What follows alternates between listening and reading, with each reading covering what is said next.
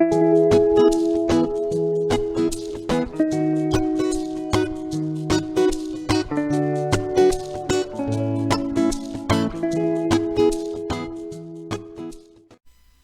this episode, we're going to use our leftover ham to make bean soup.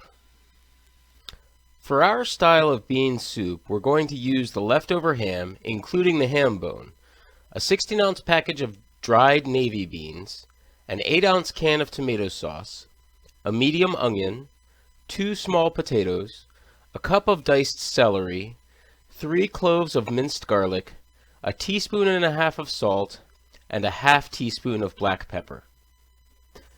I had already put some hot water in the pot from my electric water kettle, so I started by turning on the burner to medium-high, and I got to starting to dice the onion.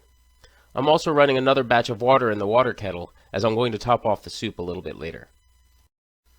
Once the onion's diced, I add it to the soup pot, followed by the diced celery, the navy beans, ham bone, garlic, salt, pepper, and the leftover diced ham I specifically froze for this dish. I also top off the water in the pot and then wait for the soup to start boiling. The potatoes and the tomato sauce don't go in yet, so put them to the side. I'm certain someone is going to reprimand me for not rinsing the beans first. What can I say? I was tired.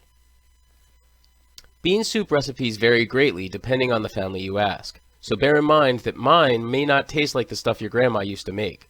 I've already upset my grandfather because I'm going to add garlic and more celery than he's used to.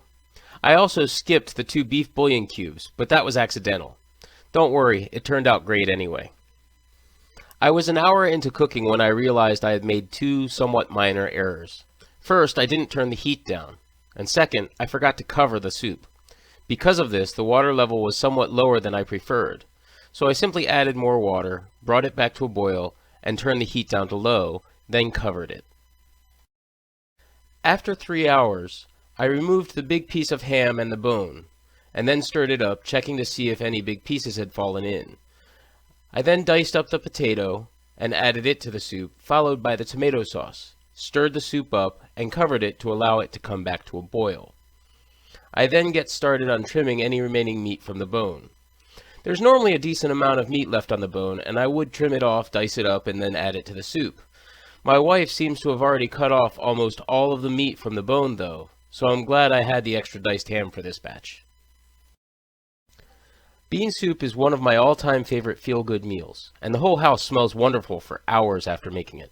I packed up several containers for lunches later in the week, and also froze some for even further down in time.